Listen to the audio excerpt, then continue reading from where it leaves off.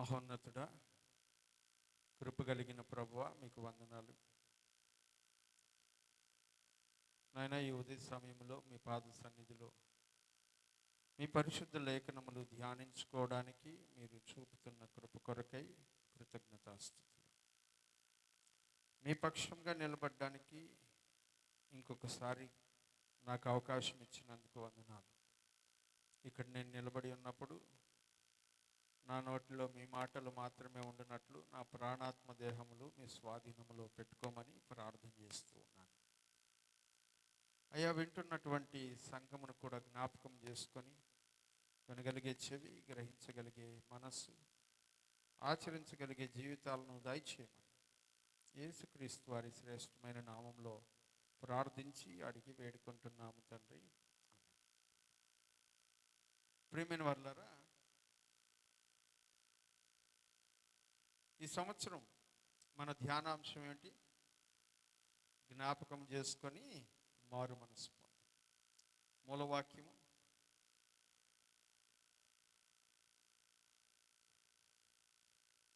నువ్వు ఏ స్థితిలో నుంచి పడిపోయావో జ్ఞాపకం చేసుకొని మారు మనసు పొంది, పడిపోయినటువంటి స్థితిని జ్ఞాపకం చేసుకొని మరలా ఆ మొదటి క్రియలు చెయ్యి అని ప్రకటన గ్రంథము 2వ అధ్యాయం 5వ వచనంలో ఎఫెస్సి సంఘానికి దేవుడు చెప్పినటువంటి హెచ్చరికని మూలవాక్యంగా తీసుకొని మనము ఈ సంవత్సరం వాక్య ధ్యానాలని ప్రారంభించాం.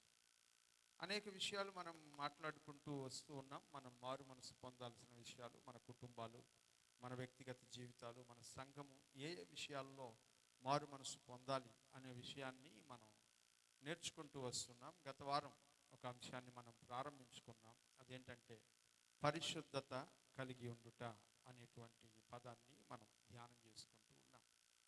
ప్రియులరా,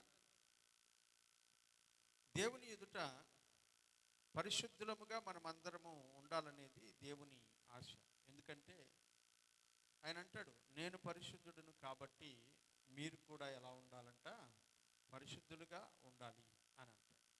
నేను పరిశుద్ధుడనై ఉన్నట్లే మీరు కూడా పరిశుద్ధుడై ఉండండి అని అంటాడు. పరిశుద్ధత విషయంలో మనకు పోలిక ఎవరు అంటే, మనకు మాదిరి ఎవరు? ఎవరిలా మనం ఉండాలి అంటే దేవునిలా ఉండాలని దేవుడే చెప్పేశాడు. ప్రియులారా, హల్లెలూయా.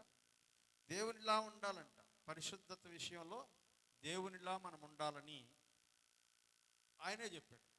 మరి ఆయనలాగా మనం ఉండాలి అంటే, ఆయన వలె మనం పరిశుద్ధులము కావాలి అంటే అది ఎలా సాధ్యపడుతుంది అనే విషయాన్ని మనం ధ్యానం చేసుకుంటూ గత వారంలో పరిశుద్ధత అంటే నిర్వచనం ఏంటి అనే విషయాన్ని మనం చూసాం. పరిశుద్ధత అంటే నిర్వచనం ఏంటి? పోయిన వారం ఏం చెప్పుకున్నాం? వేరుగా ఉండడం. హల్లెలూయా. వేరుగా బ్రతకడం. అందరికీ ఇప్పుడున్నటువంటి ప్రజల్లో నుంచి మనము వేరుగా ఉండడం, అదే పరిశుద్ధంగా బ్రతకడం అంటే. లోకంలో చాలామంది ప్రజలు ఉన్నారు ప్రియులరా, వాళ్ళలాగే మనం ఉంటే మనం పరిశుద్ధులము కాలేము. లోకములో అనేక మంది ప్రజలు అనేక రకములైనటువంటి పనులలో నిమగ్నమై ఉన్నారు. వాళ్ళలాగే మనం ఉంటే మనం పరిశుద్ధులము కాలేము. లోకములో అనేక మంది ప్రజలు అనేక రకములైనటువంటి క్రియలు చేస్తూ ఉన్నారు. వాళ్ళలాగే మనము కూడా ఉంటే పరిశుద్ధులము కాలేము. లోకములో అనేక మంది ప్రజలు అనేకమైన ఆలోచనలు కలిగి ఉన్నారు. వారి ఆలోచనల వంటివే మన ఆలోచనలు కూడా అయితే మనము పరిశుద్ధులము కాలేము.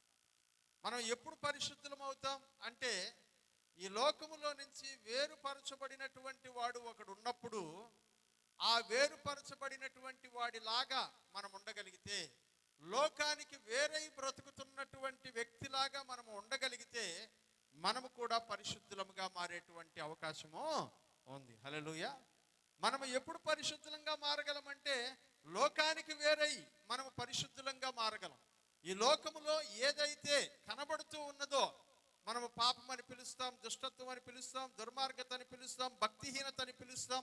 ఇలా ఏ పేరుతో పిలిచినా దానికి వేరుగా నువ్వు జీవించగలిగినప్పుడు మాత్రమే పరిశుద్ధుడుగా నువ్వు బ్రతికేటువంటి అవకాశము ఉంది. ప్రియమైనటువంటి వాళ్ళారా, మరి పరిశుద్ధులమయ్యే అవకాశం మనకుందా? మనం పరిశుద్ధులంగా మారగలమా అని అంటే, గత వారంలో మనం ఒక వచనాన్ని మూలవాక్యంగా చదువుకున్నాం. 1 కొరింథీయులకు రాసినటువంటి పత్రికలో ఆ మూలవాక్యాన్ని మనం చూసాం. దాన్ని ఒకసారి మరలా చదువుకుందాం. 1 కొరింథీయులకు రాసిన పత్రిక 1వ అధ్యాయము 2వ వచనంలో, కొరింథులో ఉన్న దేవుని సంఘమునకు, అనగా క్రీస్తు యేసునందు పరిశుద్ధపరచబడిన వారై పరిశుద్ధులుగా ఉండుటకు పిలువబడిన వారికి, చాలు ఏమంటున్నాడు అక్కడ? క్రీస్తు యేసునందు పరిశుద్ధపరచబడిన వారై అని అంటూ ఉన్నాడు. యేసుక్రీస్తు అంట మనల్ని పరిశుద్ధపరిచేటువంటి వాడు అని వాక్యంలో మనము చూస్తూ ఉన్నాం. అంటే అర్థం ఏంటంటే, పరిశుద్ధతలో లేనటువంటి మనకు పరిశుద్ధతను ఇవ్వడానికి ఒకరు కావాలి, అంతే కదా? పరిశుద్ధత లేనటువంటి మనకు పరిశుద్ధతను ఇవ్వడానికి ఒకరు కావాలి. ఎలా అనంటే, వాక్యం తెలియజేస్తుంది, నీతిమంతుడు లేడు, ఒక్కడు కూడా లేడు, అందరూ పాపము చేసి దేవుడు అనుగ్రహించు మహిమను పొందలేక పోతూ ఉన్నారు. చదువుకుందామా? రోమీయులకు రాసిన పత్రిక 3వ అధ్యాయము ముందు 11వ వచనం చదవండి, ఆ తర్వాత 23వ వచనాన్ని చదువుకుందాం. నీతిమంతుడు లేడు, ఒక్కడును లేడు, గ్రహించువాడు ఎవడును లేడు, దేవుని వెదుకువాడు ఎవడును లేడు. అలాగే 23వ వచనం, ఏ భేదము లేదు, అందరూ పాపము చేసి దేవుడు అనుగ్రహించు మహిమను పొందలేకపోవచ్చు ఉన్నారు. ప్రియమైనటువంటి వారలారా, మానవుని యొక్క పరిస్థితిని గురించి దేవుని వాక్యం తెలియజేస్తూ ఉంది. ఏమంటున్నాడంటే, మనం పరిశుద్ధులం అవుదామని అనుకుంటే, ఒకడిని చూసి ఈయనలాగా మనం పరిశుద్ధులం అవుదామని అనుకుంటే, నీతిమంతుడు లేడు, ఒక్కడు కూడా లేడు అని అంట. ఫలానా ఆయన్ని చూసి మనం నీతిమంతులం అవుదాం అని అనుకుంటే, భూమి మీద నీతిమంతుడిగా పిలువబడేటువంటి వాడు ఒక్కడు కూడా లేడని దేవుని వాక్యం తెలియజేస్తుంది. అందుకని నేను ఎప్పుడు చెప్తూ ఉంటాను, మనుషులతో మనం పోల్చుకోకూడదు. ఎందుకంటే ప్రతి మనిషిలోనూ ఒక బలహీనత కనబడుతూనే ఉంటుంది. మన పోలిక ఎవరితో ఉండాలంటే, నీతిమంతుడైనటువంటి వాడును పరిశుద్ధుడైనటువంటి యేసు ప్రభుతో మన పోలిక ఉండాలి. ప్రియమైన వారలారా, అందుకనే భక్తుడైనటువంటి పౌలు గారు 3 చోట్ల తన పత్రికల్లో మాట్లాడుతూ ఆయన ఏమంటాడంటే, నేను క్రీస్తును పోలి ఉన్న ప్రకారము మీరు నన్ను పోలి నడుచుకోండి అని అంటాడు. ఎవరు పోలి నడుచుకోవాలంటే, మనము క్రీస్తును పోలి నడుచుకోవాలంట. హల్లెలూయా. యేసుక్రీస్తు నీతిమంతుడు, యేసుక్రీస్తు పరిశుద్ధుడు. మనము ఆయనను పోలి నడుచుకున్నప్పుడు నీతిమంతులముగా మారేటువంటి అవకాశం ఉంది. కానీ దానికంటే ముందు మన పరిస్థితి ఏమిటని వాక్యం చెప్తుందంటే, అందరూ పాపము చేసి దేవుడు అనుగ్రహించే మహిమ అనగా పరిశుద్ధతను పొందలేకపోతూ ఉన్నారు. ఆ పొందలేని పరిస్థితుల్లో మనం ఉంచబడినప్పుడు, మనల్ని పరిశుద్ధులుగా మార్చేవాళ్ళు ఎవరైనా ఉన్నారా అని ఆలోచన చేస్తే, దేవుని వాక్యం తెలియజేస్తుంది, ఒక మనిషి చాలా రకాలుగా పరిశుద్ధుడు లేదా నీతిమంతుడు అయ్యేటువంటి ప్రయత్నాలు చేస్తాడట. మనమందరం కూడా చేస్తాం. మన మనసుల్లో కూడా చాలా మందికి అట్లాంటి ఆలోచనలు ఉంటాయి. మంచిది కూడా. కానీ మనం నేర్చుకోవలసిన ఒక పాఠాన్ని ఈరోజు నేను మీకు నేర్పిస్తాను. బహుశా ఇవాళ రేపు బహుశా కొనసాగుతుంది అనుకుంటాను. రేపంటే రేపు కాదు, తర్వాత ఆదివారం. ప్రియమైనటువంటి వారలారా, మనము నీతిమంతులముగా మారేటువంటి ప్రక్రియ, మనము పరిశుద్ధులముగా మారేటువంటి ప్రక్రియ, ఇవి ఎలా జరుగుతాయి, ఎలా సాధ్యపడతాయి అనే విషయాన్ని గురించి ఇవాళ నేను మీకు తెలియజేసేటువంటి ప్రయత్నం చేస్తాను. పరిశుద్ధ గ్రంథం ఏం చెప్తుందంటే, ఒక మనుషులందరూ పాపం చేసి దేవుడు అనుగ్రహించు మహిమను పొందలేకపోతూ ఉన్నాడని చెప్పాడు కదా. మనిషి పాపం చేస్తే, పాపం వల్ల మనిషి దేన్ని సంపాదించుకుంటాడంట? పాపము వలన వచ్చు జీతము ఏంటంట? మరణం. పాపం వల్ల వచ్చే జీతం మరణం. ఇక్కడ ఉన్నటువంటి మనమందరము కూడా ఒకానొకప్పుడు పాపము వలన వచ్చు జీతమైనటువంటి మరణమును సంపాదించుకొని బ్రతికిన వారమే. పాపము వలన వచ్చే జీతం. మనం పాపం చేశాం, దాని వలన జీతంగా మరణాన్ని సంపాదించుకున్నాం. అందరం ఏ భేదము లేదు. వాక్యంలో చెప్తాడు కదా, ఏ భేదము లేదు. కులం లేదు, మతం లేదు, రంగు లేదు, ఉద్యోగం లేదు. ఏ భేదము లేకుండా అందరము అంట పాపము వలన వచ్చే జీతమైన మరణాన్ని సంపాదించుకున్నాం. మనమందరము దేని క్రింద ఉన్నామంట? మరణము మరణము మరణము క్రింద ఉన్నాం. మీకు అందరికీ అనుమానం రావచ్చు, మరి మరణం కింద ఉన్నాం కాబట్టే కదా మనం అందరం చనిపోతున్నాం. పాపం వలన వచ్చే జీతము మరణం కదా. మరణం కింద ఉన్నాం కాబట్టే కదా మనం అందరం చచ్చిపోతున్నాం. మీ లెక్క ప్రకారం అయితే యేసు ప్రభువుని నమ్ముకుంటే చచ్చిపోకూడదు కదా. యేసు ప్రభువుని నమ్ముకుంటే మరణించకూడదు కదా. ఎందుకంటే ఆయన పాపాలు తీసేసాడని చెప్తున్నారు కదా, మనం చచ్చిపోకూడదు కదా అని అందరికీ కూడా సందేహం ఉంటుంది ప్రియుల. ఇవాళ ఆ సందేహాన్ని నివృత్తి చేసుకునే ప్రయత్నం చేద్దాం. మరణం రెండు రకాలు. మొట్టమొదటి దేవుడు చెప్పాడు మనిషితో, నీవు ఈ పండు తిను దినమున నిశ్చయముగా చచ్చదవు. ఆదాము ఏం చేశాడంటే ఆ పండు తీసుకొని తిన్నాడు. చచ్చిపోయాడా? వెంటనే సమాధి చేసేసారా? లేదు. మరి దేవుడు అబద్ధం చెప్పాడా? లేదు. ఆదాము చచ్చిపోయిన మాట వాస్తవమే. ఎలా చచ్చిపోయాడంటే ఆత్మీయంగా చచ్చిపోయాడు. ఆత్మీయంగా చచ్చిపోయాడు. ప్రియమైనటువంటి వారులారా, పాపము చేసిన ప్రతి మనిషి ఆత్మీయంగా చచ్చిపోయాడు. ఈరోజు నువ్వు పాపం చేస్తే నువ్వు ఆత్మీయంగా చచ్చిపోయావు. రేపు పొద్దున ఏదో ఒక విషయంలో నువ్వు పాపం చేస్తే ఆత్మీయంగా నువ్వు చచ్చిపోతావు. పాపము చేసినటువంటి ప్రతి వాడు మరణమును సంపాదించుకుంటాడనేది నిజం. కానీ ఆ మరణము ఏ రూపములో ఉంటుందంటే రెండు రూపాలు. ఒకటి, పాపము చేసినటువంటి ప్రతి మనుషుడు ముందు ఆత్మీయంగా చచ్చిపోతాడు. ఆత్మీయంగా చచ్చిపోతాడు.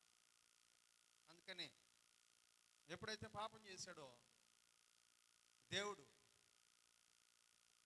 తన ఇల్లైనటువంటి యెహోవా తోటలో నుండి ఆదాముని ఏం చేశాడంట? వెళ్ళిపో, బయటికి వెళ్ళ,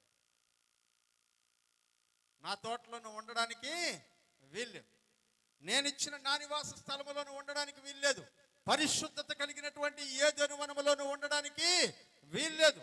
ఇదిగో నువ్వు పరిశుద్ధుడు, నువ్వు అపరిశుద్ధమైనటువంటి పని చేసావు, నీ ద్వారా ఇవంతా కూడా అపవిత్రము కావడం నాకు ఇష్టం లేదు, నువ్వు ఇక్కడి నుంచి వెళ్ళిపో, నీకు నాకు ఏ సంబంధము లేదు, నా దృష్టిలో నువ్వు చచ్చినవాడవు, నా దృష్టిలో నువ్వు చచ్చిన.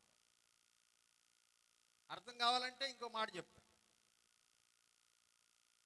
మన ఇంట్లో పెద్దవాళ్ళు, వాళ్ళకి ఇష్టం లేని పని ఏదైనా మనం చేసి వచ్చినప్పుడు, బాగా సీరియస్గా గొడవలు అయిపోయినప్పుడు లాస్ట్లో ఒక మాట అంటారు, నా కొడుకు లేడు, చచ్చిపోయినాడు అనుకుంటా పో అని అంటారు. నిజంగానే చచ్చిపోయినావా? లేదు. కానీ వాళ్ళ మనసులో ఎట్లాంటి భావన అంటే, ఉన్నా ఒకటే, లేకపోయినా ఒకటే. నాకు సంబంధించినంత వరకు నీకు నాకు ఉన్నటువంటి అనుబంధం తెగిపోయింది, నీకు నాకు ఉండబడినటువంటి బాంధవ్యం తెగిపోయింది, నువ్వు నేను మన ఇద్దరి మధ్యలో ఉన్నటువంటి అనుబంధం చనిపోయింది, ఇక మన ఇద్దరి మధ్యలో ఏ అనుబంధమో లేదు. అందుకనే ఎప్పుడైతే ఒక వ్యక్తి దేవుని మాట వినకుండా పాపము చేస్తాడో, పాపము చేసినటువంటి దినమున అతను ఏమైపోయాడంట? చనిపోయినటువంటి వాడు అని దేవుని వాక్యంలో మనం చూస్తూ ఉన్నాం ప్రియమైనటువంటి వాడు. అందుకనే దేవుడంట ఆదాముని ఏదెను తోటలో నుంచి బయటికి తరిమేసి, ఏదెను తోటలో నుంచి బయటికి తరిమేసి. రెండవది ఏంటో తెలుసా? శరీర మరణము. ఏంటి రెండవది? శరీర. ఆదాము ఎన్ని సంవత్సరాలు బ్రతికాడంట?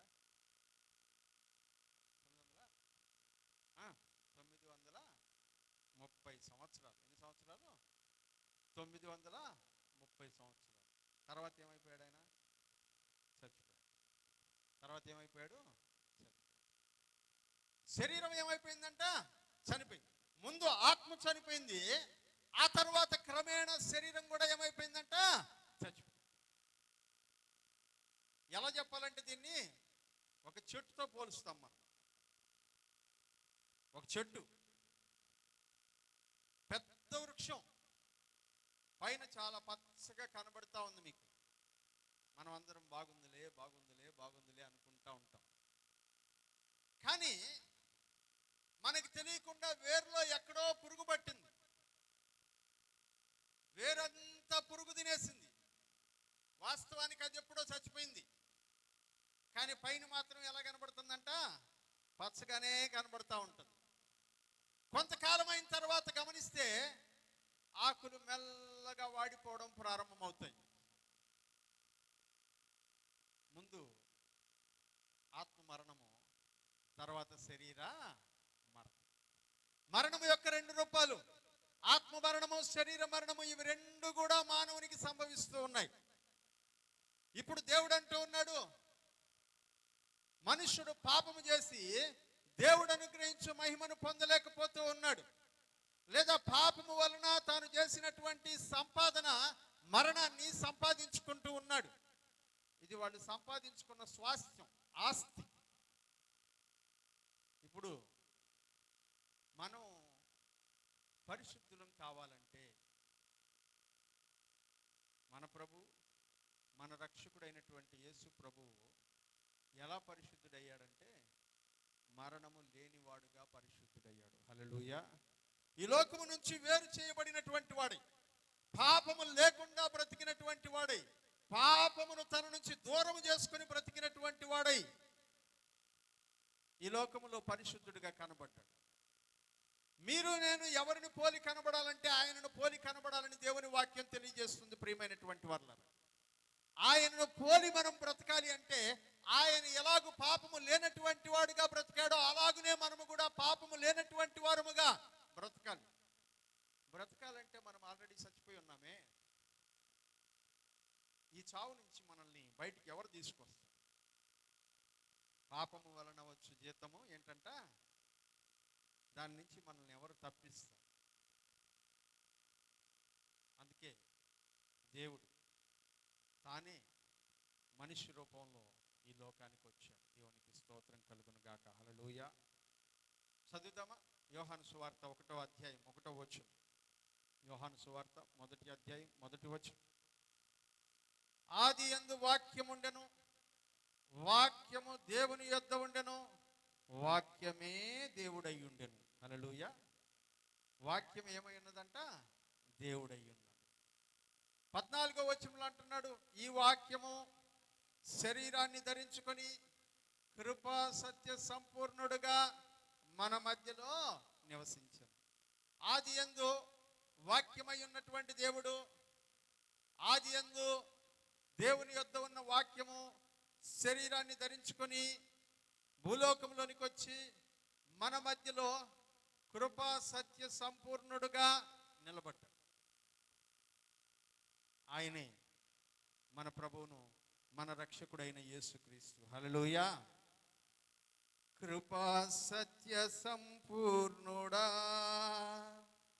సర్వలోకానికే చక్రవర్తివి నీవే యేసయ్యా. సర్వలోకానికే చక్రవర్తివి నీవే యేసయ్యా. నా సన్మానానికే మహనీయుడవు నీవేనయ్యా, మహనీయుడవు నీవేనయ్యా. కృపా సత్య సంపూర్ణుడా, సర్వలోకానికే చక్రవర్తివి నీవే యేసయ్యా. కృపా సత్య సంపూర్ణుడుగా ఆయన మన మధ్యలో నివసించాడు. వాక్యంలో ఏమని ఉంటుందో తెలుసా? కృపయు సత్యమును ఒకదానినొకటి ముద్దు పెట్టుకుంటూ ఉన్నాయి అని కీర్తనల గ్రంథంలో రాస్తాడు. ప్రియమైనటువంటి వాళ్ళు, ఆయన కృప కలిగిన వాడు, అలాగే సత్యము కలిగినటువంటి దేవుడై ఉన్నాడు. సత్యము అసత్యాన్ని అంగీకరించదు, కానీ కృప పాపాన్ని క్షమిస్తుంది. హల్లెలూయా. సత్యము అసత్యాన్ని దగ్గరికి చేరనివ్వదు, కానీ కృప అయితే అధర్మాన్ని అసత్యాన్ని సహించి క్షమించేటువంటి మనస్సు కలిగింది. మరి ఆయనలో రెండు గుణాలు ఉన్నాయంట. ఒకటి సత్యవంతుడైనటువంటి దేవుడు, రెండవ సమయంలో కృప కలిగినటువంటి దేవుడై ఉన్నాడు. హల్లెలూయా. అందుకనే కృపా సత్య సంపూర్ణుడుగా మన మధ్యలో ఆయన నివసించాడు. దేవుడు ఏం చేశాడంట, శరీర రూపములో యేసుక్రీస్తు అనబడినటువంటి నామములో ఆయన మన మధ్యలో భూలోకములో జీవించడానికి ఈ లోకానికి వచ్చాడు. ఆయన ఈ లోకానికి వచ్చి దాదాపు 2000 సంవత్సరములు దాటిపోయింది. ప్రియమైన వారు, ఈ 2000 సంవత్సరాల క్రితం భూలోకానికి వచ్చినటువంటి మన ప్రభు, మన రక్షకుడైనటువంటి యేసుక్రీస్తుని గురించి గలతీ పత్రిక 4వ అధ్యాయము 4వ వచనంలో రాస్తూ ఇలాగూ అంటాడు, కాలము పరిపూర్ణమైనప్పుడు దేవుడు తన కుమారుని లోకములోనికి పంపించెను. హల్లెలూయా. కాలం సంపూర్ణమైందంట. దేవుడు మనుష్య రూపములో వచ్చి మనుషుల పాపములను తీసివేసేటువంటి కాలం సంపూర్ణమైందంట. కాబట్టి దేవుడే మనుష్య రూపములో వచ్చి కుమారుడు అని పేరులో యేసుక్రీస్తు అనబడిన నామములో ఈ లోకములో జన్మించాడు. ప్రియమైనటువంటి వారు, ఆయన ఈ లోకంలో జన్మించాడని చరిత్ర చెప్తూ ఉంది. చరిత్రలో ఉండబడినటువంటి రాజులు, చరిత్రలో ఉండబడిన సామ్రాజ్యాలు, చరిత్రలో ఉండబడిన చక్రవర్తులు మనకు సాక్ష్యాలుగా ఉన్నారు. హల్లెలూయా. ఆ రోజు రోమా సామ్రాజ్యం ప్రభుత్వంలో ఉన్నది. రోమా సామ్రాజ్యం మనకు సాక్ష్యంగా కనబడుతూ ఉంది. ప్రియమైనటువంటి వాళ్ళ, అప్పటికి హెరోదు రాజు పరిపాలన చేస్తూ ఉన్నాడు. చరిత్రలో ఉన్నటువంటి హెరోదు మనకు సాక్ష్యంగా కనబడుతున్నాడు. ప్రియమైనటువంటి వాళ్ళ, యెరూషలేము అనబడినటువంటి పట్టణము ఆ కాలంలో ఉన్నది. ఇప్పటికి కూడా చరిత్ర పుటలలోనూ అలాగే మన కళ్ళ ఎదుట యెరూషలేము అనేటువంటి పట్టణము సాక్ష్యంగా కనబడుతుంది. ప్రియమైనటువంటి వాళ్ళారా, బెత్లెహేము అనబడినటువంటి గ్రామం ఉన్నది. ఆ గ్రామము ఇప్పటికీ కూడా ఉన్నది. చరిత్ర పుటల్లో మనకు సాక్ష్యంగా కనబడుతుంది. ప్రియమైనటువంటి వాళ్ళారా, దేవుడు మానవుని యొక్క రూపములో భూలోకానికి అవతరించిన దానికి అనేక సాక్ష్యములను నిరూపిస్తూ ఆయన 2000 సంవత్సరముల క్రితము భూలోకములో నరావతారిగా జన్మించి యేసుక్రీస్తు అనబడిన నామములో ఈ లోకములో ఉద్భవించాడు. పాపము లేనివాడుగా, పరిశుద్ధుడుగా, ఏ కల్మషము అంటనటువంటి వాడుగా ఆయన బ్రతికాడని దేవుని లేఖనం తెలియజేస్తూ, ధర్మశాస్త్రం ప్రకారం పాపము వలన వచ్చే జీతం ఏంటంట చెప్పండి? పాపము చేయకపోతే, పాపం వల్ల మరణం. పాపమే చేయకపోతే, చదవండి, ఇప్పుడు చదివారు కదా రోమాపత్రికలో మూలవాక్యం 6వ అధ్యాయం చివరి వచనం. అయినను ఇప్పుడు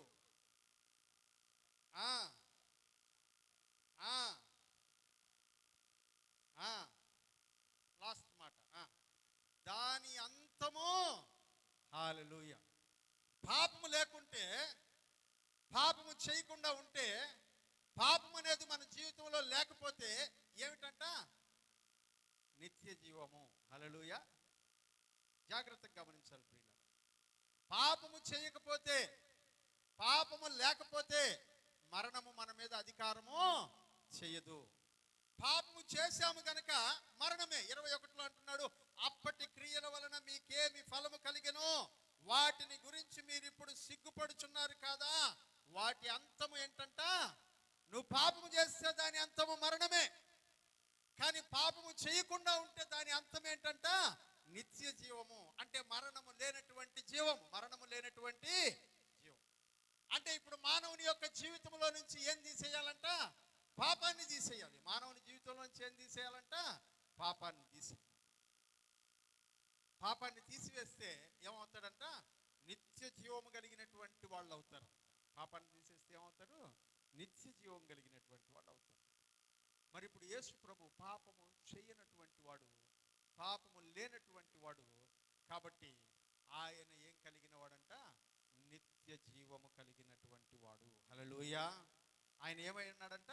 నిత్య జీవము కలిగిన వాడు. అందుకని కదా ఆయన అన్నాడు, నేనే మార్గమును సత్యమును జీవమును అని అన్నాడు. నేనే జీవన్. ఎందుకంటే నేను పాపము లేనివాడని కాబట్టి నాలో జీవం ఎప్పటికీ ఉంటుంది. పాపము లేనటువంటి వాడిని కాబట్టి నేను బ్రతికే ఉంటాను. నాకు మరణం అనేటువంటిది లేదు. ఆయన నిత్య జీవం కలిగేవాడు, మనం పాపంలో ఉన్నవాడు. ఇప్పుడు ఆయనలో ఉన్న నిత్య జీవం మనకు రావాలంటే, ఆయనలో ఉన్న నిత్య జీవం మనకు రావాలంటే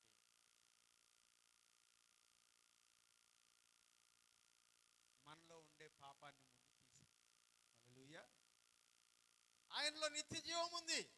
ఆయనలో ఉన్న నిత్య జీవం నీ దగ్గరికి రావాలంటే నీలో ఉండే పాపాన్ని తీసివేయాలి. పాపాన్ని తీసివేయాలంటే ఒకే ఒక్క మార్గం, ఆ పాపము వలన సంపాదించుకున్న శిక్ష అయినటువంటి మరణాన్ని ఇంకెవరైనా అనుభవించాలి. ఆ పాపం వలన సంపాదించుకున్న జీతమైనటువంటి మరణం అనే శిక్షను ఇంకెవరైనా అనుభవించాలి.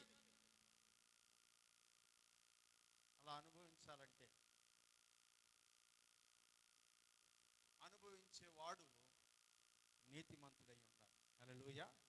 అనుభవించేవాడు పరిశుద్ధుడై ఉండాలి. నీతిమంతుడు లేడు ఒక్కడు కూడా. అందరూ పాపం చేసి దేవుడు అనుగ్రహించి మహిమను పొందలేకపోతున్నారు.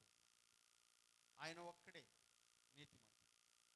ఇప్పుడు మనల్ని అందరినీ విమోచించగలిగేటువంటి శక్తి, మరణ శిక్షను మనకు తప్పించగలిగే శక్తి ఆయనకు ఒక్కడికే ఉంది. హల్లెలూయా.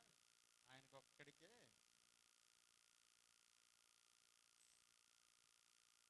ఆయన ఒక్కడే ఉంది. కానీ చేయడానికి ఆయనకి ఏముండాలంట? మన మీద ప్రేమ ఉండాలి. హల్లెలూయా. చేయడానికి ఏముండాలా? ప్రేమ. ఉదాహరణకి రాజా ఉన్నాడు, కాస్త ఇబ్బందులో ఉన్నాడు, ఆర్థికంగా ఇబ్బందుల్లో ఉన్నాడు. ఆర్థిక ఇబ్బందులు కలిగినటువంటి పరిస్థితుల్లో ఉన్నటువంటి రాజాని బయటికి తీసుకురావాలంటే ఆర్థిక ఇబ్బంది లేనివాడే తీసుకురాగలడు. అంతేనా? ఒకవేళ ఆర్థిక ఇబ్బంది లేనటువంటి వాడు ఒకడు ఉన్నాడు అనుకోండి, ఆయన ఆర్థిక ఇబ్బంది నుంచి బయటికి తీసుకురావాలంటే ఆయనకి ఇచ్చేంత ప్రేమ, నా దగ్గర ఉన్న డబ్బుని ఆయనకి ఇచ్చేంత ప్రేమ ఆయన మీద నాకు ఉండాలి. హల్లెలూయా. ఆయన ఇబ్బందుల్లో ఉన్నాడు, నాకు అర్థమవుతుంది. కానీ నేను ఇవ్వాల్సిన అవసరం లేదు కదా. ఆయన చేసుకున్నాడు. పాపం ఆయనది, రుణం ఆయనది, ఆయన తీర్చుకోవాలి. నాకు ఆయనకి సంబంధం లేదు కదా. కానీ ఆయన్ని ఆ పరిస్థితిలో నుంచి చూడలేక విడిపించాలంటే ఏం చేయాలంట? ప్రేమ కావాలి. హల్లెలూయా. అయ్యో ఇట్లున్నాడేంటి, ఇట్లా అయిపోతున్నాడు, అట్లా అయిపోకూడదే, నా మనసు ఒప్పుకోవడం లేదు, నా హృదయం అలాగే వాళ్ళు ఆ యొక్క రుణ బాధల్లో ఉండిపోవడం నాకు ఇష్టం లేదు, ఏదో ఒక రకంగా బయటికి తీసుకొచ్చేటువంటి ప్రయత్నం చేయాలి అని నా మనసు కనిపించాలి. ఆ ప్రేమ అంట నా చేత నా దగ్గర ఉండబడినటువంటి నా ఆస్తిని, నాకు కలిగినటువంటి సంపాదనను, నాకున్నటువంటి పరిశుద్ధతను, నాకున్నటువంటి నీతిని ఇచ్చేయడానికి నన్ను ప్రేరేపించాలి. హల్లెలూయా. అందుకే యోహాను సువార్త 3:16 అంటాడు, దేవుడు లోకమును ఎంతో ప్రేమించాడు కాగా ఆయన తన అద్వితీయ కుమారునిగా పుట్టిన వాని యందు విశ్వాసముంచు ప్రతివాడు నశింపక నిత్య జీవము పొందినట్లు దేవుడు ఆయనను అనుగ్రహించును అని వాక్యంలో చెప్తాడు. దేవుడు లోకమును ఎంతో ప్రేమించాడు. అందుకని దేవుడు తన కుమారుని లోకానికి పంపించి, ఇదిగో నీ దగ్గరికి వచ్చి ఎంతమంది సారీ చెప్తారో వాళ్ళందరినీ క్షమించే అధికారం నీకు ఇస్తున్నా అని చెప్పాడు. హల్లెలూయా. ఇప్పుడు ఆయనకుండే అప్పుడు నేను తీర్చాను, నా దగ్గర ఉండే ఆస్తి ఏమైపోతుంది? తరిగిపోతుంది, లాస్ అవుతాను. అందుకనే దేవుడు తను నష్టపోయినా పర్వాలేదు, తను కోల్పోయినా పర్వాలేదు, మన మీద ఉన్నటువంటి ప్రేమ చూద్దాం. తన ఏకైక కుమారుడైనటువంటి యేసుక్రీస్తును నీ పాపముల కొరకు, నా పాపముల కొరకు శిక్ష అనుభవించడానికి ఈ లోకానికి పంపించాడు. దేవునికి స్తోత్రం కలుగును గాక. హల్లెలూయా. నీ పాపములు, నా పాపములు క్షమించబడ్డానికి ఆయన శిక్షను తన శరీరంలో భరించాడు ప్రియమైనటువంటి వారు. అందుకనే దేవుని ప్రేమను గురించి వర్ణించను నాకు అలవి కాదు. యేసయ్య చెప్పాడు కదా ఒక ఉపమానం.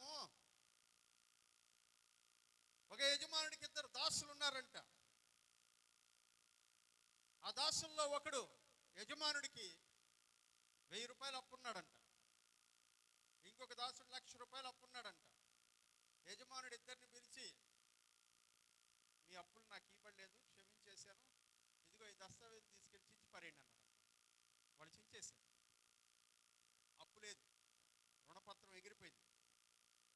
ఇప్పుడు యేసయ్య అడుగుతాడు, వాళ్ళిద్దరిలో ఎవరికి యజమానుడి మీద ఎక్కువ ప్రేమ ఉంటుంది? చెప్పండి, ఎవరికి ఉంటుంది కదా? ఎవడు పాపం ఎక్కువ చేస్తే, ఎవడి ఎక్కువ పాపాలు క్షమించబడ్డాయని అనుకుంటాడో వాడికి దేవుని మీద ఎక్కువ ప్రేమ ఉంటుంది. దేవునికి స్తోత్రం కలుగును గాక. హల్లెలూయా. మనమందరము పాపం చేసాం ప్రియమైనటువంటి వారలారా. మనందరి యొక్క పాపమును తీసివేయడానికి దేవుడు తన ఏకైక కుమారుని నష్టపోయాడు. ఆయన నష్టపోయి నిన్ను సంపాదించుకోవాలనుకున్నాడు. దేవునికి స్తోత్రం కలుగును గాక. హల్లెలూయా. నిన్ను సంపాదించుకోవడం కొరకు దేన్ని వెలగా పెట్టాడో తెలుసా? దేన్ని విలువగా ఇచ్చాడో తెలుసా? వాక్యములో అంటున్నాడు, మీరు మీ సొత్తు కాదు, దేవుని యొక్క అనగా తన కుమారుని యొక్క విలువైనటువంటి రక్తము చేత కొనబడినటువంటి వారు అని అంటారు. యేసుక్రీస్తు యొక్క పరిశుద్ధ రక్తం చేత మనల్ని ఏం చేశాడంట? ఆయన కొన్నాడు. ఎవరి చేతిలో నుంచి? పాపం చేసి అపవాది చేతుల్లో మనం ఉంటే యేసుక్రీస్తు యొక్క రక్తము చేత మనల్ని ఏం చేశాడంట? ఆయన కొన్నాడు. ఆయన మరణించాడు, మనము నిత్య జీవాన్ని పొందుతున్నాం. హల్లెలూయా. ఆయన మరణించాడు, మనం బ్రతుకుతా ఉన్నాం. ఆయన చచ్చిపోయాడు, మనము బ్రతికే అవకాశం కల్పించాడు. ప్రియమైనటువంటి వాళ్ళు, అయితే సార్ బాప్తిసం తీసుకున్నా కూడా మనం చచ్చిపోతున్నాం కదా. ఈ ప్రశ్నలన్నిటికీ మనం సమాధానం వెతకాలి కదా వాక్యంలో నుంచి. యేసు ప్రభు నిత్య జీవం గలవాడు, పాపం లేనివాడు, చనిపోయాడు. 3వ దినమున ఏం చేశాడంటే? ఆయన తిరిగి లేచాడు. దేవునికి స్తోత్రం కలుగును గాక. హల్లెలూయా. ఆ తిరిగి లేవడమే క్రైస్తవ విశ్వాసానికి ఆధారం. అందుకే కదా మంచి పాట ఉంది, నాకు బాగా ఇష్టమైన పాట.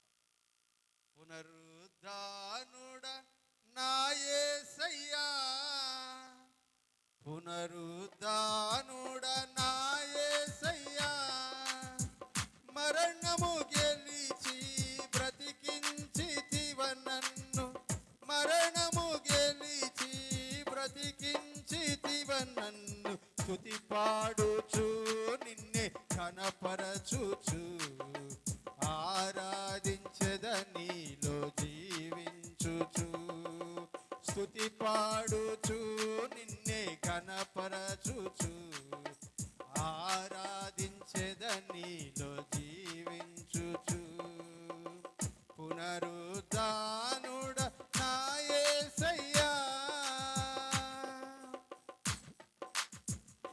ఆయన పునరుద్ధానుడయ్యాడు, 3వ దినమున తిరిగి లేచి. క్రైస్తవ విశ్వాసానికి ఆధారం ఏంటో తెలుసా? ఆయన చనిపోయిన వాడు సమాధిలో లేడు, ఆయన సమాధిలో నుంచి తిరిగి లేచాడు, బ్రతికాడు. 3వ దినమున లేచి నిలబడి తన ఎదుట ఉండబడినటువంటి 12 మంది శిష్యులకు, 120 మంది సంఘానికి, దాదాపు 500 మంది పరిశుద్ధులకు 40 దినాల్లో అనేక సార్లు దర్శనమిచ్చి, నేను బ్రతికున్నాను, నేను సజీవుడను, నేను లేచాను, భయపడకండి, మీరు కూడా మరణించిన తిరిగి లేస్తారని చెప్పాడు. దేవునికి స్తోత్రం కలుగును గాక. హల్లెలూయా. చదువుకుందాం యోహాను సువార్త 5వ అధ్యాయం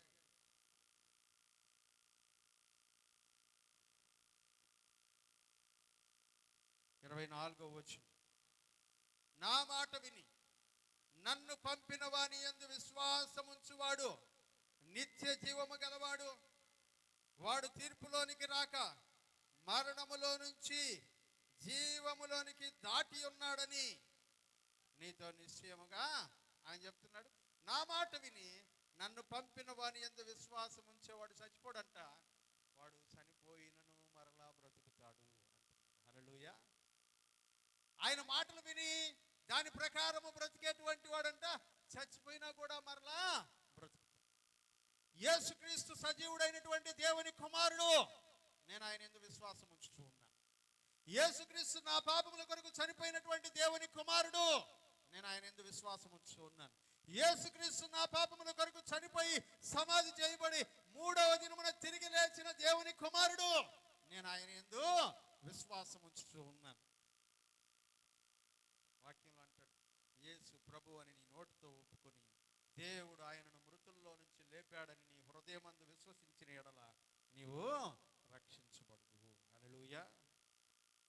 రోమా పత్రిక 10వ అధ్యాయం 9వ వచనంలో ఆ మాట ఉంటుంది. యేసు ప్రభు అని నీ నోటితో ఒప్పుకొని దేవుడు చనిపోయినటువంటి వాళ్ళలో నుంచి ఆయనను తిరిగి లేపాడని నీ హృదయమందు విశ్వసించిన ఎడల నువ్వు, నేను అందుకనే పరిపూర్ణంగా నమ్ముతూ ఉన్నాను, ఆయన మనుషుల పాపం తీసివేయడానికి లోకానికి వచ్చిన దేవుని కుమారుడు. ఆయన నా కోసం కలువరి శిలువ మీద నా పాపముల నిమిత్తమై బలియాగమైనటువంటి దేవుని కుమారుడు. చనిపోయిన తర్వాత సమాధి చేయబడి 3వ దినమున తిరిగి లేచినటువంటి దేవుని కుమారుడు. నేను విశ్వాసం ఉంచుతాను. వాక్యంలో అంటాడు, నువ్వు అలాగ నమ్మితే నీకు నిత్య జీవము కలుగుతుంది అని. హల్లెలూయా. నీకు పరిశుద్ధత కలుగుతుంది. ఆయనలో ఉన్నటువంటి పరిశుద్ధత, లోకానికి వేరే బ్రతికినటువంటి పరిశుద్ధత, లోకము నుంచి విడిపించబడినటువంటి పరిశుద్ధత, లోకముతో సంబంధము లేనటువంటి జీవితం గడిపినటువంటి పరిశుద్ధత ఇప్పుడు ఆయనలో నుంచి ఎక్కడికి వచ్చిందంట?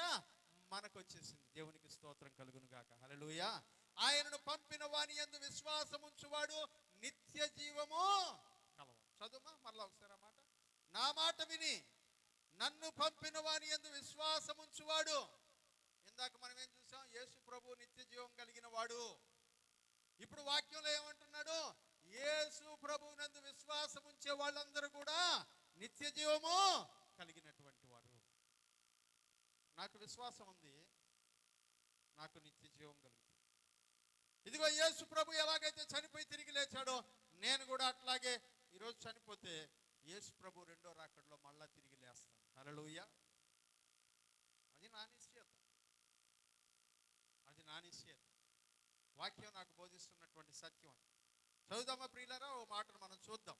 25వ వచనం చదవండి. దాంట్లోనే, మృతులు దేవుని కుమారుని శబ్దము వినుగడియ వచ్చుచున్నది, ఇప్పుడే వచ్చి ఉన్నది, దానిని వినువారు జీవింతురని మీతో నిశ్చయముగా. చచ్చిపోతారు, సమాధి చేయబడతారు, కానీ చచ్చిపోయినటువంటి వాళ్ళందరంట దేవుని కుమారుని శబ్దము వినే గడియా వస్తుంది. చచ్చిపోయిన వాళ్ళందరూ ఏం చేస్తారంట? దానిని వినువారందరూ బ్రతుకుతారు. దాన్ని విను వాళ్ళందరూ ఏం చేస్తారంట? బ్రతుకుతారు. ఇంకొక మాట 28వ వచనం, దీనికి ఆశ్చర్యపడకుడి, ఒక కాలము వచ్చుచున్నది, ఆ కాలమున సమాధులలో ఉన్న వారందరూ ఆయన శబ్దము విని మేలు చేసిన వారు జీవ పునరుద్ధానమునకు, కీడు చేసిన వారు తీర్పు పునరుద్ధానమునకును బయటికి వచ్చెదరు. చచ్చిపోతాం, కానీ చచ్చిపోయినా కూడా మరలా బ్రతుకుతాం. హల్లెలూయా. ఈసారి సమాధిలో నుంచి బయటకు వస్తే ఇంకా చావు. హల్లెలూయా. ఇంకా యుగాయుగములు దేవుని సొంతం. హల్లెలూయా. యుగాయుగములు దేవునితో. నాకు పాడుకున్నాం కదా స్తుతి ఆరాధనలో పాట. పరలోకంలో ఉండబడినటువంటి దేవదూతలందరూ ఏం చేస్తున్నారంట? పరిశుద్ధుడు పరిశుద్ధుడని దేవదూతలు పాడుచుండగా, పరిశుద్ధుడు పరిశుద్ధుడని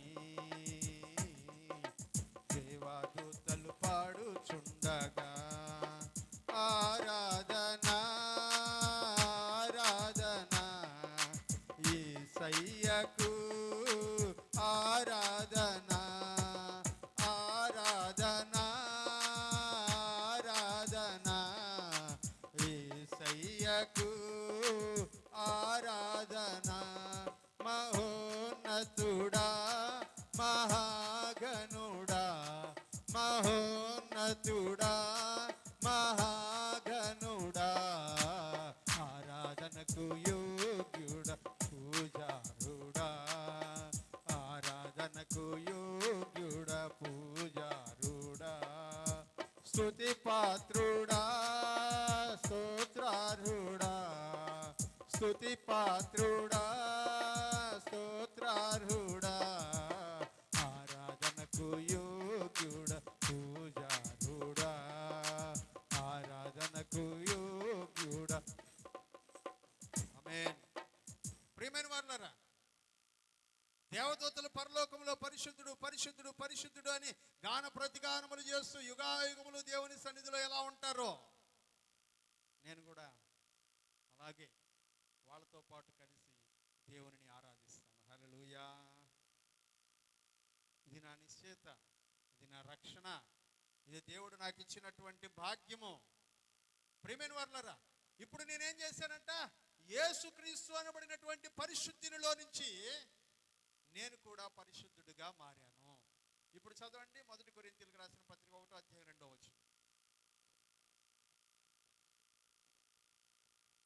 కొరింథులో ఉన్నబడిన దేవుని సంగమునకు అనగా క్రీస్తు యేసునందు ఏం చేశారంట, పరిశుద్ధపరచబడిన వారై. చాలు చాలు. క్రీస్తు యేసునందు ఏం చేశాడంటే ఇప్పుడు ఆయన మనల్ని పరిశుద్ధులుగా చేశాడు. ఇప్పుడు దేవుని ఎదుటికి నేను వెళ్తున్నప్పుడు దేవుడికి నేను ఎలా కనబడతానంటే పరిశుద్ధుడునిగా కనబడతాను. హల్లెలూయా. ఎందుకు పరిశుద్ధుడునిగా కనబడతాను అంటే, నా మీద ఉండబడినటువంటి పాపమును మన ప్రభువు రక్షకుడైనటువంటి యేసుక్రీస్తు తన మీద వేసేసుకొని తనలో ఉండబడినటువంటి పరిశుద్ధతను నా మీదకి పంపించేశాడు. హల్లెలూయా. దీన్నే పాత నిబంధన గ్రంథంలో ఏమన్నారో తెలుసా, నిన్ను స్వస్థపరచు యెహోవాను నేనే అని చెప్పాడు. హల్లెలూయా. యెహోవా రాఫా అని చెప్పాడు. హల్లెలూయా. దాని అర్థం ఏంటో చూద్దామా, ఎలా ఉంటుందో చూద్దాం ఒకసారి. నిర్గమాకాండం నిర్గమాకాండము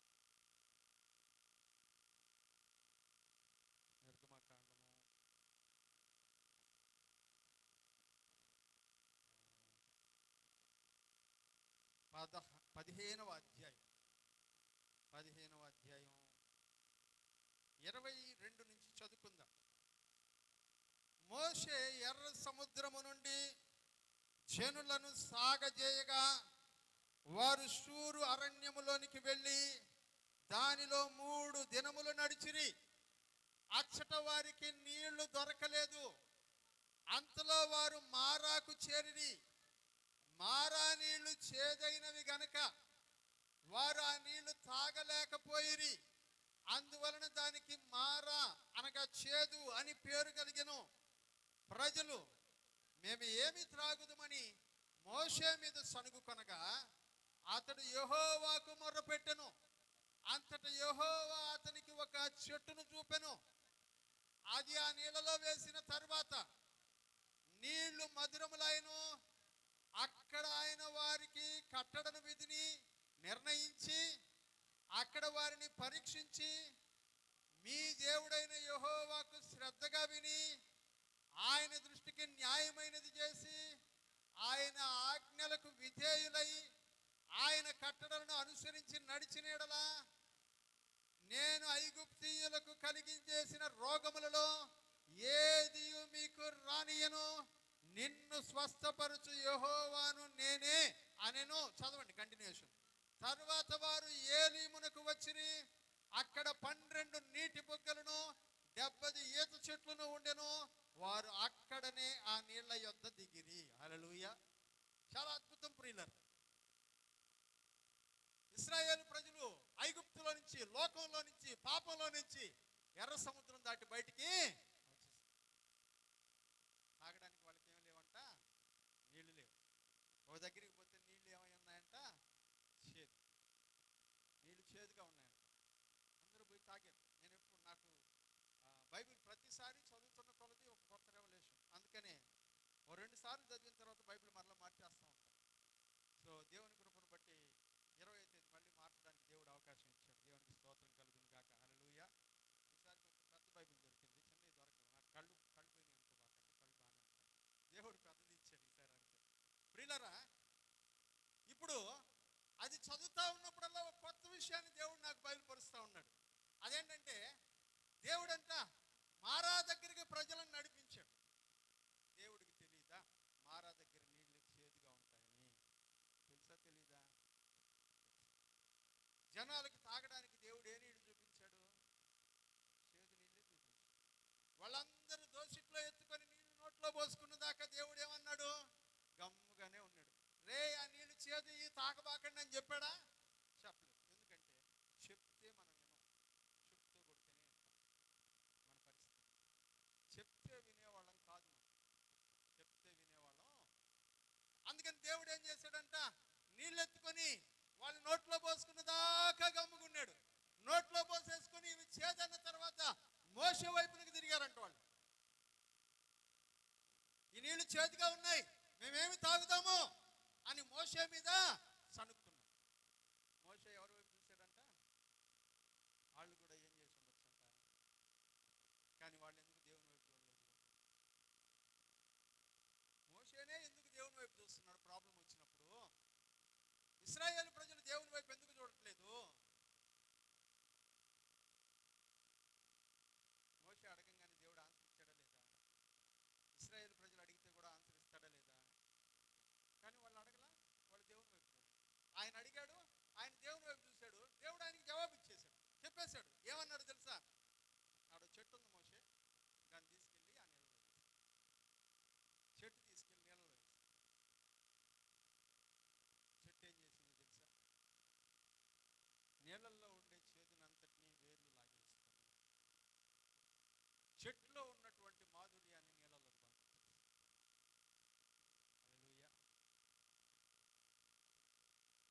మీకు బాగా అర్థమైతే ఇట్లాంటివి జరుగుతాయా అని అంటే బాటనీ స్టూడెంట్స్ దివ్య ఉంది కదా మన గిరిజ.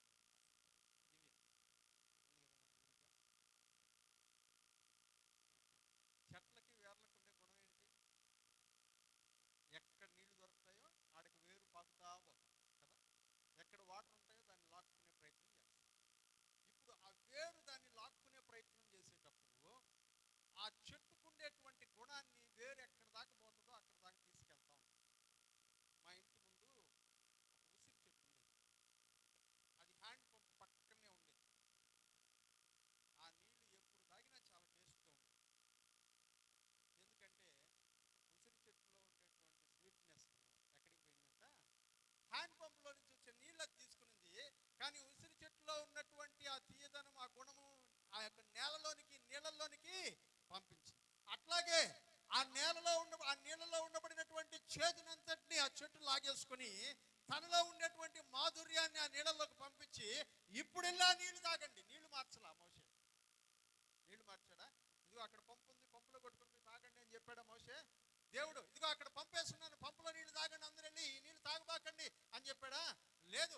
ఏ నీళ్ళైతే పనికిరావన్నాడో, ఏ నీళ్ళైతే చేదైనవన్నాడో, ఏదైతే విషం అన్నారో ఆ విషములోనికి యేసు ప్రభు అనబడినటువంటి చెట్టు నాటబడినప్పుడు విషాన్ని తాను లాక్కొని తనలో ఉండబడినటువంటి జీవాన్ని నీళ్ళలోనికి వదిలి నీకు నాకు జీవ జలముగా మారాడు నా ప్రభు అయినటువంటి యేసు క్రీస్తు. దేవునికి స్తోత్రం కలుగును గాక. హల్లెలూయా. ఆయన జీవజలంగా మారాడు కాబట్టి వాళ్ళు ఆ నీళ్లు, అదే నీళ్లు తీసుకొని తాగారు. మళ్ళా మోషే అన్నాడు ఇప్పుడు తాగమనా నీళ్ళని అని అంటే వాళ్ళందరూ ఎత్తుకెళ్ళి తాగితే నీళ్ళు ఏమైపోయాయంటే ఈసారి ఇంకో విషయం చెప్తుందా? ఫస్ట్ టైం అది నీళ్లు చేదని తెలిసిన వాళ్ళు చెట్టుని దాంట్లో వేసిన తర్వాత నీళ్లు మారిపోయాయిరా తాగండి అని అంటే తాగి ఉంటారు అనుకుంటున్నారా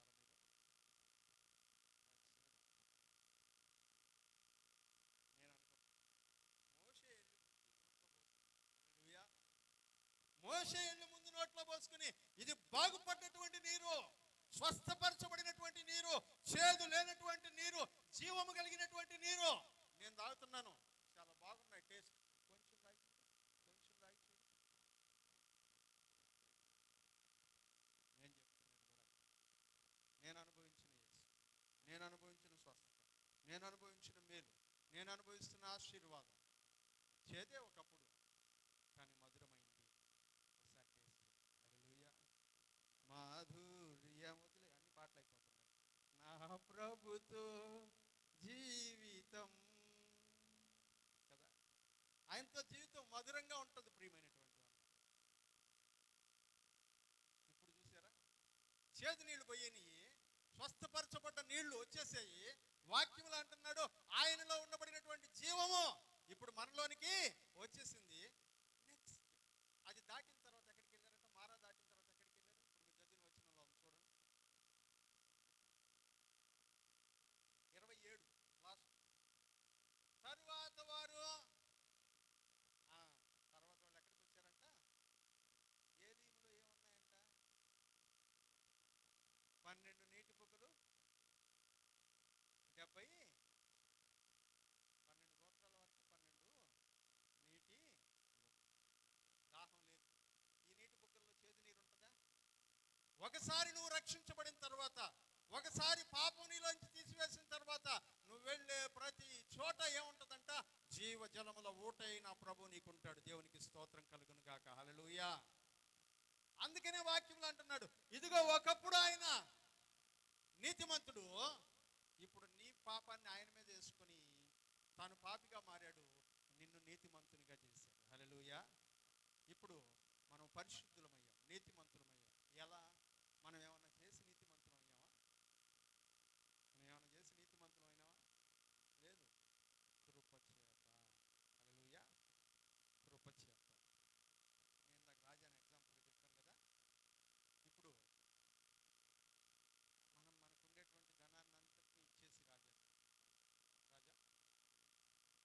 రాజా నీకున్నటువంటి రుణమంతా తీర్చేసి అని ఒక మాట చెప్పేసి తీర్చేసి కాగితాలన్నీ చించి చెత్తగట్టి మూట కట్టి ఇచ్చేసి, నెక్స్ట్ రాజా ఎట్లుండాలని మనం అనుకుంటాం? చెప్పండి. ఒకటి, కృతజ్ఞత కలిగి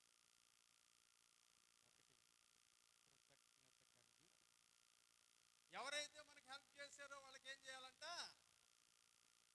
ఆ స్థితిలో నుంచి మనల్ని ఎవడు బయటికి తీసుకొచ్చాడో ఆయనకి కృతజ్ఞత కలిగి, ఇదే పరిశుద్ధత కలిగి జీవించడం అంటే. దేవునికి స్తోత్రం కలుగును గాక. హల్లెలూయా. ఆయన మనల్ని పరిశుద్ధులుగా మార్చాడు. వాక్యములు అంటున్నాడు, యేసుక్రీస్తునందు పరిశుద్ధ పరచబడిన వారై పరిశుద్ధులుగా ఉండుటకు పిలువబడిన వారు. ఇప్పుడు చదువమ్మా కొరింథీ పత్రికలో అన్నమాట 1-2.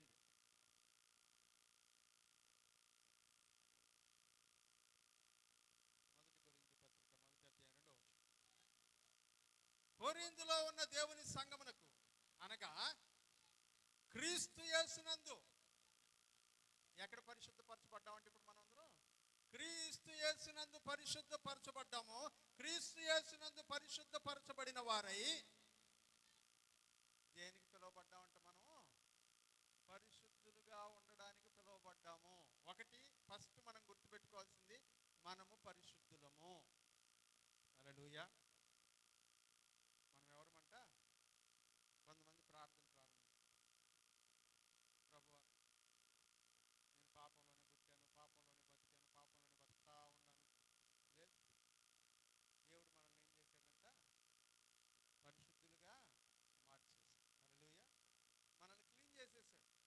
మనం ఇక పాపులం కాదు, పరిశుద్ధులముగా మార్చబడ్డాం, నీతిమంతులమని తీర్చబడ్డాం. దేవుడే మనకు ఆ యొక్క గుర్తింపునిచ్చేసాడు. యేసుక్రీస్తు రక్తంలో కడగబడినటువంటి మీరందరూ పరిశుద్ధులు అనేటువంటి గుర్తింపును మన ప్రభు, రక్షకుడైనటువంటి యేసు ప్రభు మనకు అనుగ్రహించాడు. ఇక మీదట మనం పరిశుద్ధులము. రెండవది, పరిశుద్ధులముగానే ఉండడానికి ఇంక కంటిన్యూయేషన్ ఆకూడదు. ఇప్పుడు క్లీన్ చేయబడ్డాం, క్లీన్గానే ఉండాలి. క్లీన్గానే పరిశుద్ధులముగానే ఉండాలి. నీతిమంతులముగానే ఉండాలి. మరలా వెనక్కి తిరగకూడదు. మరలా వెనక్కి, వాక్యంలో ఏమంటాడంటే, మరలా వెనక్కి తిరిగిన వాళ్ళు కుక్క తన వాంతిని తినడానికి వెనక్కి తిరిగినట్లు. ఎగ్జాంపుల్ వినడానికి, కానీ వాక్యంలో ఉంది. అది వాక్యంలో ఉంది. మనకు తెలుసు కదా, కుక్క వామిటింగ్ చేసుకుంటుంది. వేరే భోజనం పక్కన దొరుకుతున్నా కూడా మరలా ఏం చేస్తుందంట? దాన్ని చూసి మనం అసహించాం. ఇప్పుడు మనం దేవుని చేత పరిశుద్ధపరచబడి నీతిమంతులంగా మారి వామిట్ చేసేసిన తర్వాత మరలా దాని కుక్క తన వాంతికి తిరిగినట్టు. పాపం చేస్తున్నటువంటి వారు ఎవరైనా సరే, యేసు ప్రభు రక్తంలో కడగబడినటువంటి వారు ఎవరైనా సరే, యేసు క్రీస్తునందు విశ్వాసం ఉంచినటువంటి వారు, బాప్తిస్మం పొందినటువంటి వారు, ప్రభు కొరకు నేను జీవిస్తున్నాను అన్నటువంటి వారు, ప్రభురాత్రి భోజనంలో చేయి వేస్తున్నాను, నేను పరిశుద్ధుడు అనుకుంటున్నటువంటి వాడు ఎవడైనా సరే మరలా దేవుని ఎదుట పాపం చేస్తూ కనబడితే కుక్క తన వాంతిని తిరిగి తిన్నటువంటి వాడితో సమానుడై ఉన్నాడు.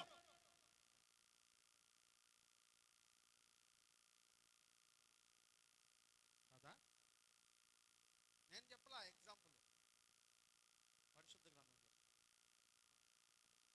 మనం ఎలా ఉండడానికి పిలువబడ్డామంట, పరిశుద్ధులముగానే ఉండడానికి, బ్రతికినంత కాలం ఎలా ఉండడానికి పిలువబడ్డామంట, పరిశుద్ధులముగానే ఉండడానికి పిలువబడ్డాం. ఇప్పుడు మనం పరిశుద్ధులంగా మార్చబడ్డాం యేసు రక్తం చేత, ఆయన ప్రేమ చేత, ఆయన చేసిన కల్వరి శిలువ త్యాగం చేత మనం పరిశుద్ధులంగా మార్చబడ్డాం. బాప్తిస్మం పొందినటువంటి రోజున మనం పరిశుద్ధులం అయిపోయాం. అందుకనే కదా పాప క్షమాపణ నిమిత్తము ప్రతి వాడును యేసు నామములో మన పాపాలు పూర్తిగా క్షమించబడ్డానికి మనం బాప్తిస్మం తీసుకున్నాం. క్షమించబడ్డాయి, దేవునికి స్తోత్రం. కానీ పాపాలన్నీ తీసేసిన తర్వాత ఇక మీదట మనం ఎలా ఉండాలని దేవుడు కోరుకుంటున్నాడంట, పరిశుద్ధులుగానే. ఈరోజు మనం నేర్చుకున్న మొదటి భాగాన్ని ఏమంటారు తెలుసా? నీతిమంతులుగా చేయబడతాం. హల్లెలూయా. ఎలా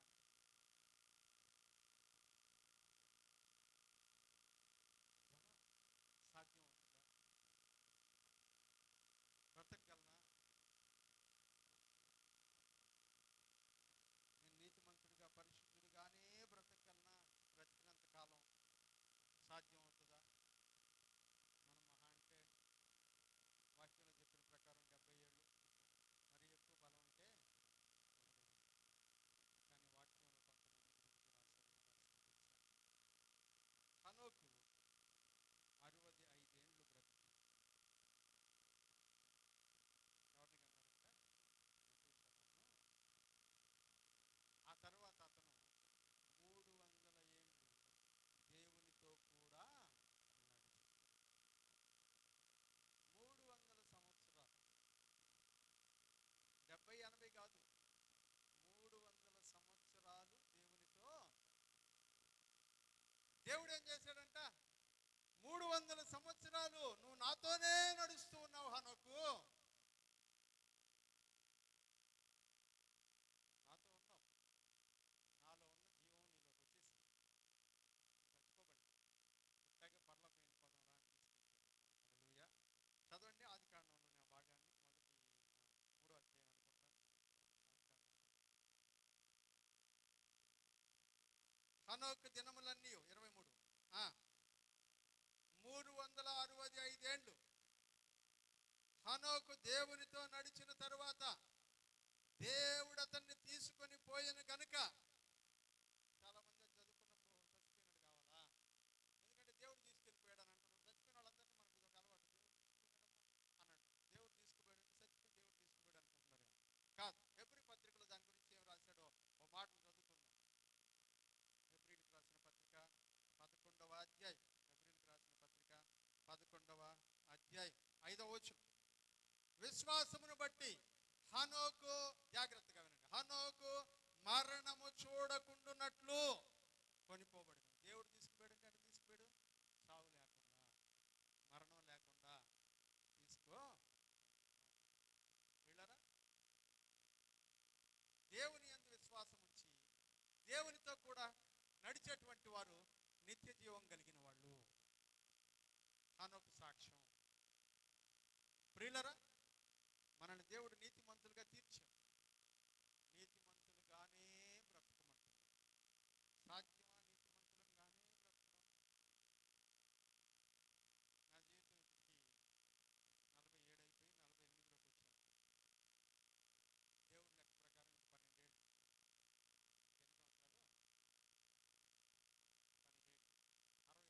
వచ్చేస్తాను. ఒకవేళ ఇంకొక 10 సంవత్సరాలు దేవుడు ఆయుష్కుంటే 70 ఏళ్ళు. ఆ తర్వాత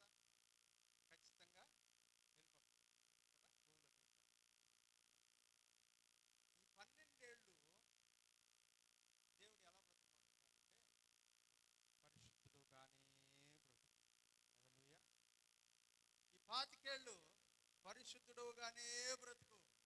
ఇదిగో నీకు ఇచ్చినటువంటి 30 ఏళ్ళ ఆయుష్కాలం ఉందే, పరిశుద్ధుడుగానే బ్రతుకు.